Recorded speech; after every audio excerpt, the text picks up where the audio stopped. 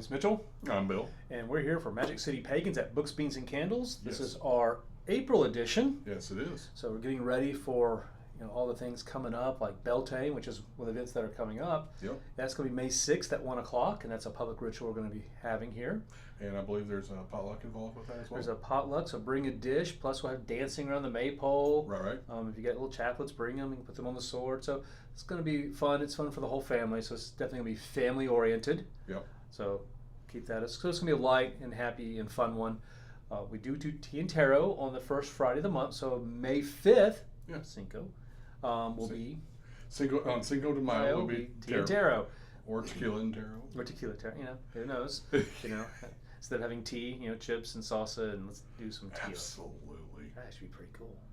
Absolutely. Unless it gets on your cards. The sauce on the cards is no good, but we can get around that. And that is really, I think, is what's coming up, the events. Right. And again, this is a Magic City Pagans. Yes. And it's our podcast where we used to meet in person. We really just assigned, I guess, resigned to the fact that we'll be doing this online. And, I like the fact that people can see it whenever they want. Right. Versus, I missed it, or even if it was a Facebook Live, sometimes, it just... Well, a lot of times it's hard to get to, the shop, right. On that specific time. So this way, everybody can watch it and do things. So, but our topic tonight is going to be the poison path. Ooh, yeah. Witchy. So we're going to very witchy. Yes.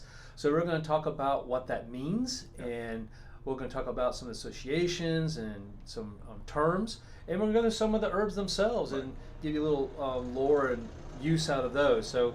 And we're talking about the magical properties, although all these do have a medicinal. Correct. And I love the fact that that tractor's going behind us. Absolutely. So that's always, it has a touch of realism to it. It does. It does. And no, we did not wear the same shirt intentionally. Yeah, that's actually pretty funny. That was totally hilarious. Random.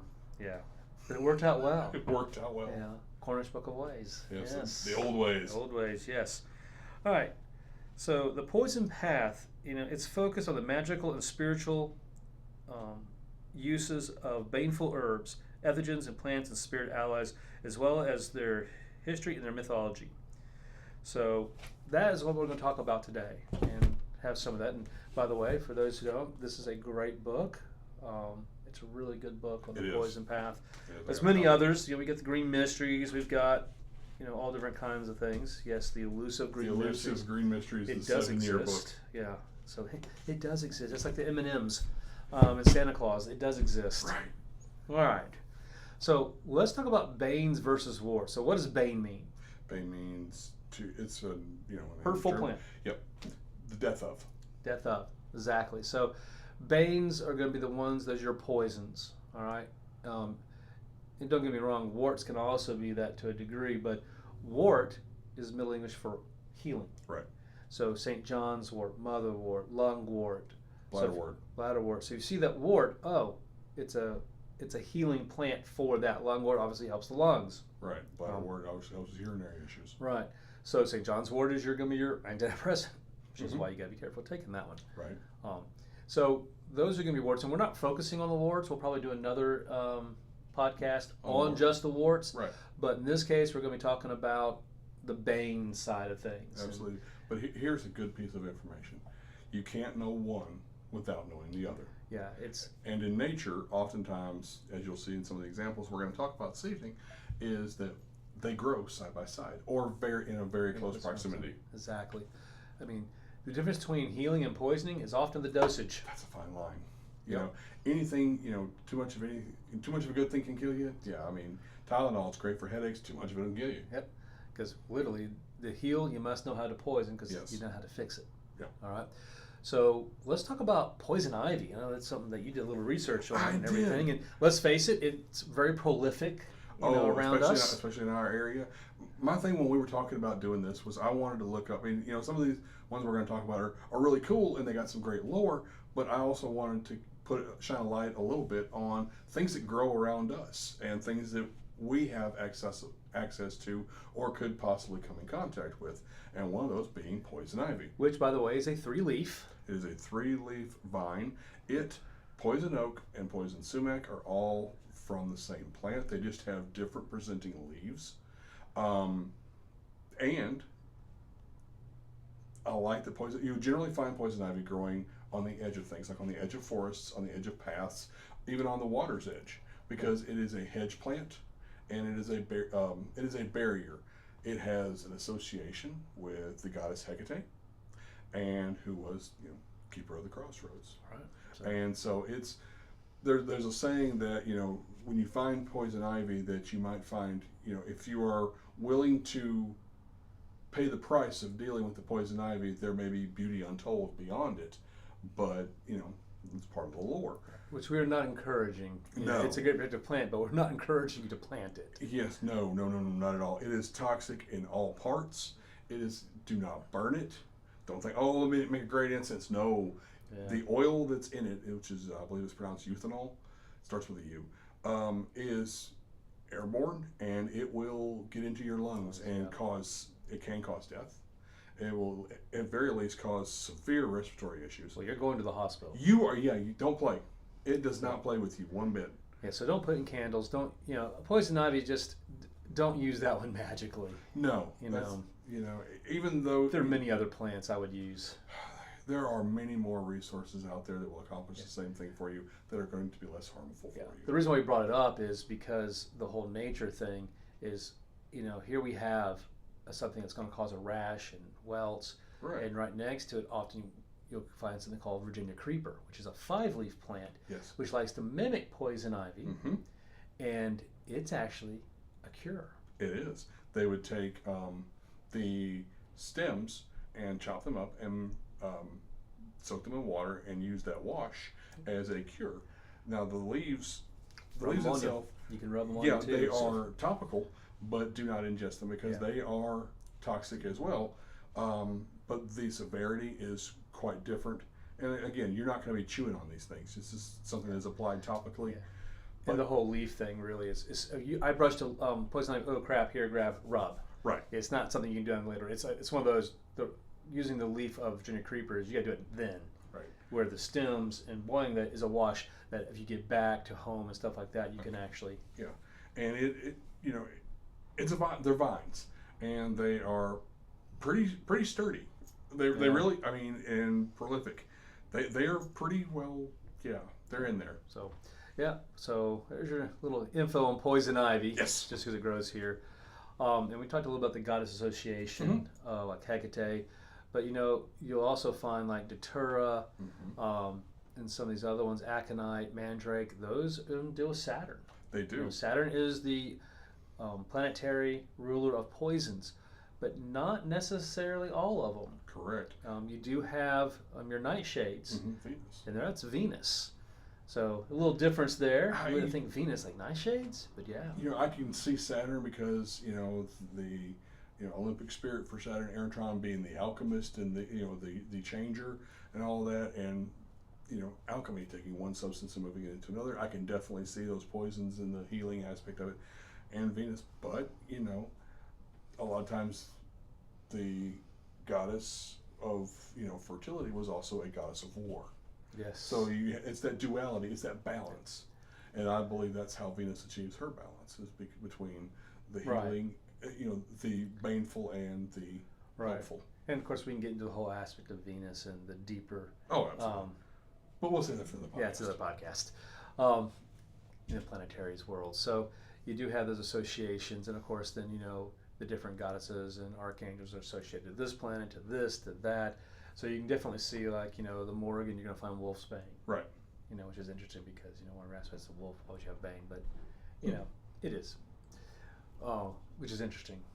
So. You would think there would be something called Ravenbane, you know what I mean? Yeah, just put the whole Bane thing, it's like, wolf. So it always makes you wonder about that. We're like, I'm not sure why that one came out that way, but okay. Yeah. I'll have to do a little more research on that one, figure out why. Because to me, it'd be the last one she'd want. But we do have different type of plants we're going to talk about. And we're going to start off with, they're toxic, but Toxicity is on a scale. yeah, and these are going to be like in your 1s and 2s. Right. They technically, yes, they are toxic, but enough hydrogenated oxygen will kill you too. Absolutely. So That's water, guys. yeah, rue, your wormwood. Mm-hmm. You know, these are all poisons to a certain degree. Apples. Apples have arsenic in them. Mm-hmm. You know, your potato, like you like to talk about, the leaf is a nightshade. I love that. You know? Yeah. So, real quick, Queen Victoria in England almost died because she was served potato, but she was not. They didn't know. They'd never seen it before, so they didn't know how to cook it. So they didn't cook the nice brown tuber at the bottom. They cooked the leaves, which are poisonous, and it is part of the nightshade family, as is tomatoes. Yep. So, which tomato leaves. Tomato leaves are toxic. Right. You know, and rue, which is really good for protection, it removes. Absolutely. So you'll see rue used a lot in hexings, Right, curse breaking. curse breakings, hence why it's protection. Yeah. So even removing obstacles, so it's a removal kind of thing, where if you're dealing with, you know, whether it's going to be datura or aconite, you know, these are poisons that are great for hexing, but also for protection and severing hexes. Mm-hmm. So often one that undoes will also do. Yes. You And know. my favorite one for that is we'll get to it here in a little while, is poke. Yeah, poke, you know, one you wouldn't really think about, but it is local. It's local, and we'll get to it. And wormwood, which is a great one for, you know, if you're going to do some lucid dreaming and magically, you want to do any trance work, meditations, you know, but it's also a parasitic killer. So it'll kill the worms, hence why it's wormwood. Hence wormwood, yeah. Or wormwort. Right. It was a dewormer.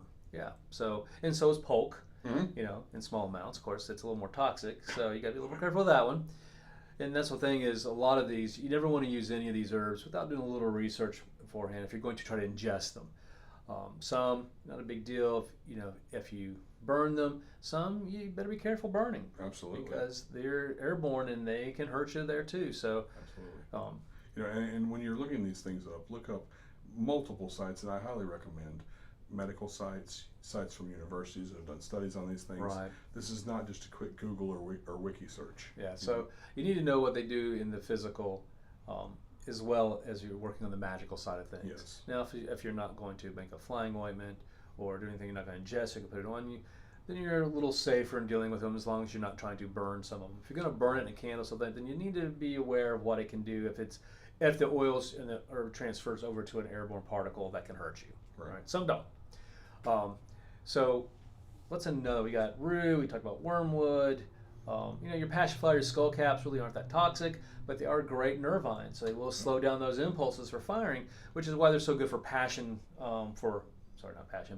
for your meditations, for your trance work, because they disassociate you a little bit. Yeah, Make you a little, like you're saying with the passions, a lot of those same things like rue and all that is also, and are also used in love spells. yeah. Exactly. You can use love spells and passion flower. It's that balance. Yeah. So it's just really where's your focus going to be? And some are ethogens, and ethogens. That's where you're going to start getting in the not necessarily psychedelic, hallucinogen or anything like that, but maybe some more lucid dreaming. Lucid dreaming to a degree of hallucination. Mm-hmm. It definitely can have that.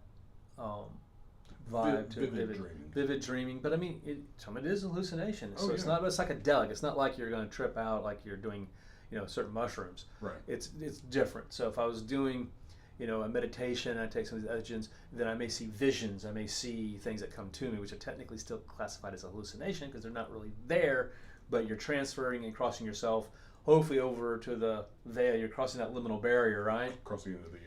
Yeah, so you're trying, what comes to me, opening up. It's very shamanistic, The medicine men and medicine women would take stuff a lot of times and go talk to the plant world and the spirits and the divas to gain information on how to heal somebody. And they would do these with certain plants, ayahuasca, certain events that you would use to create that event. And also, I would be very remiss if I didn't mention this, especially at this point in time, is while in earlier podcasts we have mentioned that rosemary is your go-to when it comes to a substitute for any herb. Tobacco is a substitute for any poison, and especially for somebody who has never smoked tobacco. Now I'm talking about leaf tobacco. You think your shamans, 200 years ago, someone who's never smoked leaf tobacco that's been growing and dried, that's going to give you that euphoric, that's going to give you that high, that nicotine high, and can give you some kind of hallucination. And you think about nicotine, pure nicotine, Oh yeah, can kill kill you. you. And that doesn't take a whole lot. Oh no, it's drops. Yeah. It's, you know, yeah, that's dangerous. That's Which is really why is. in the leaf it's not so bad because Right. you're not getting essential oil out of it.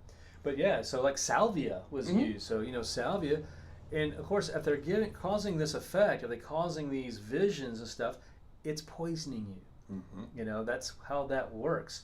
This is why you generally, like if you're doing peyote or you do like ayahuasca, you're puking. Your body is rejecting. Because your these body's things. going to reject it. It's going, I've got to save myself, So that is the downside, But if you're doing these in smaller amounts, like if you say you're going to do, salvia is illegal in Alabama, but not in, no, it's actually illegal everywhere. Kratom is the other one. Kratom in Georgia and Florida is legal. But if you do small amounts to create this effect, these visions, these trances, then there's nothing to worry about. You're not going to feel sick or anything. You're just going to feel a little, henbane being another one of them. Right. It's a great one to use, for trance work. And of course, it's a bane, so it's death of. Yeah. So obviously hens, chickens. Right. But you can use these in different spell work. Again, most of your poisons, you're generally going to use them to hex somebody, or you're using them to break a hex. You can use them in cord cuttings because you're poisoning, you're killing the energetic lines between. Right. That's why you'd use them. So that's what you're trying to do. All right. So let's talk a little bit about foxglove. Oh, I love foxglove. Go for it. Foxglove it's an absolutely beautiful plant, and while it is definitely a highly toxic poison, it is also used in the medical world for making digitalis, which helps remove water from around the heart, and in heart medication. It helps with arterial fibrillation. Yes. So a lot of these things have a definite medicinal benefit, even in today's time, today's time and age. They're still used. Valerian. Valerian really helps you sleep. It's an anti-anxiety, but take the active ingredient from it, and you have Valium. Too much of it, and you'll sleep and never wake up. Yep. Like deadly nightshade. Oh yeah. Which is tropobelladonna. Mm-hmm. And it is a sedative. Also known as monkshood. Yeah. No. That's aconite. That's aconite. Yeah. I always get the names of those. I know. Deadly nightshade, belladonna, tropobelladonna. These, that's your sedative. If you do too much, you just don't wake back up. Right.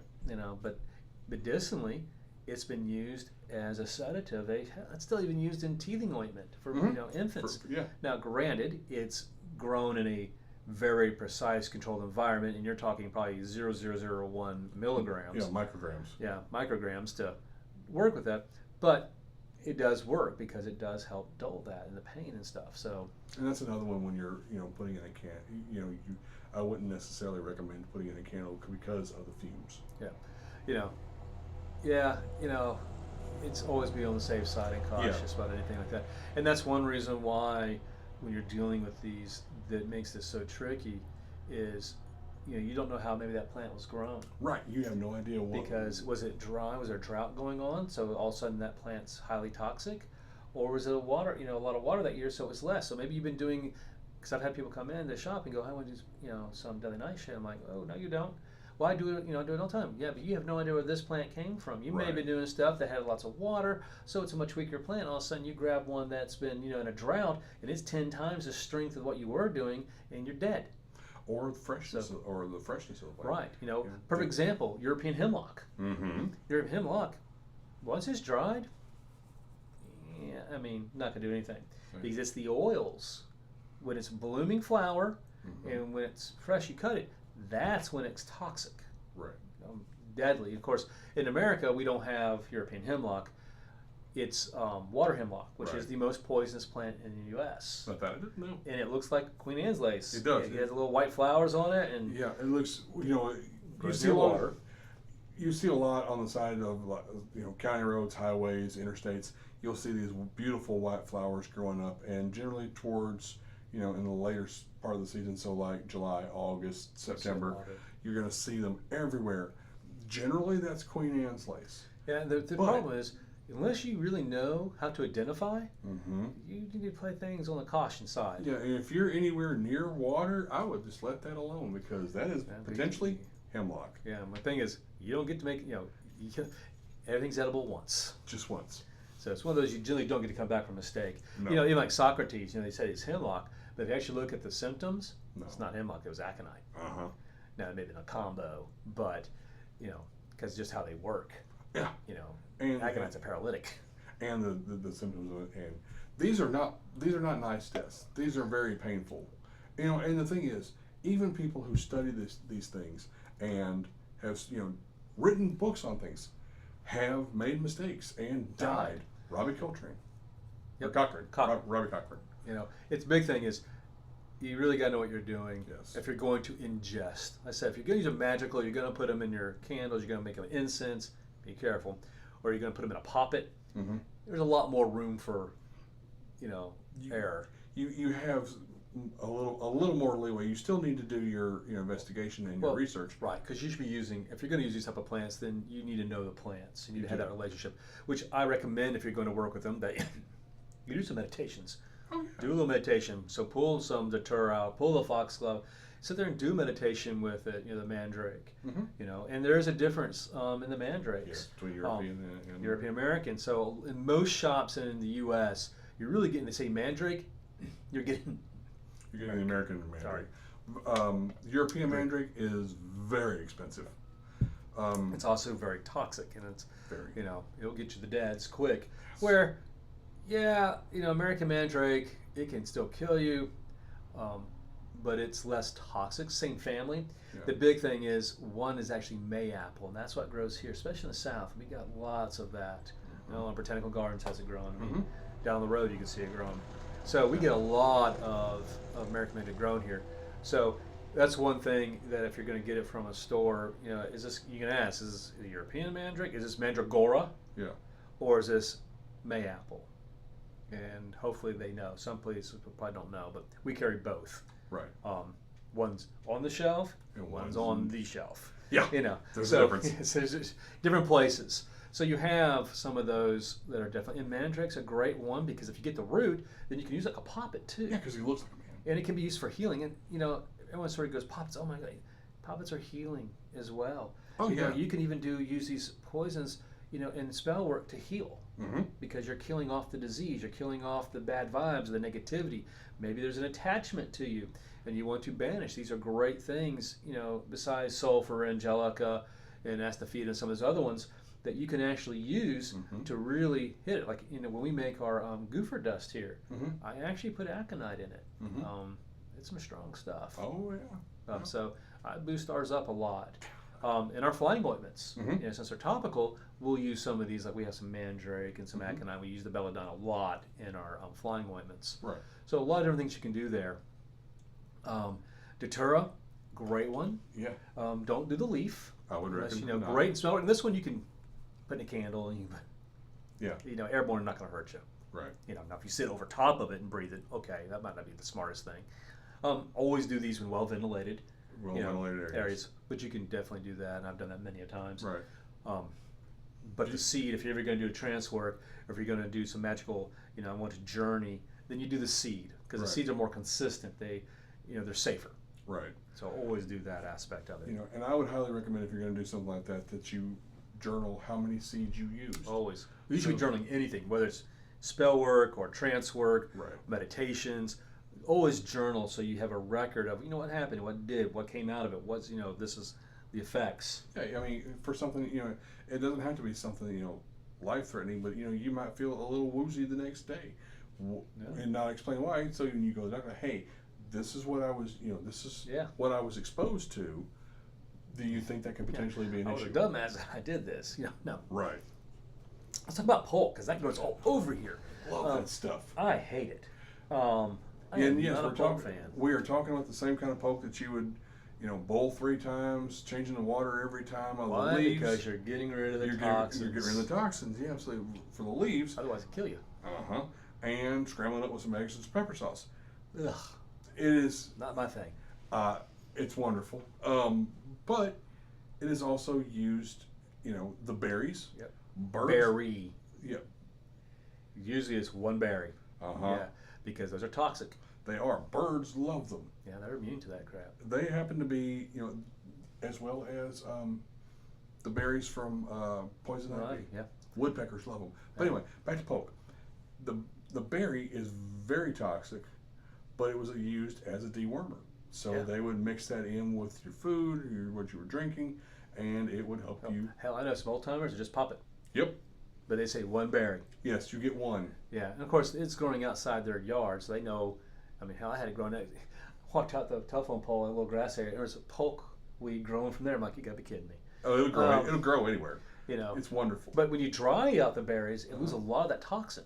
It does. So, And it's one of those things where, again, it is used to heal and it is used in hex breaking. so a lot of times the dried polk berry is what people will take, and they'll take one or two and help because it's less toxic, but it'll still cure the parasites, the tapeworms, and all that within you. So, And like typical berries, it starts out green.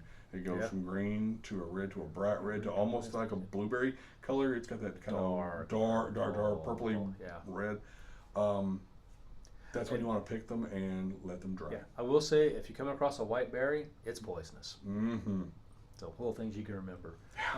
Yeah, I'm not gonna eat that one. Right. Even like the mushrooms you find, most of them won't hurt you.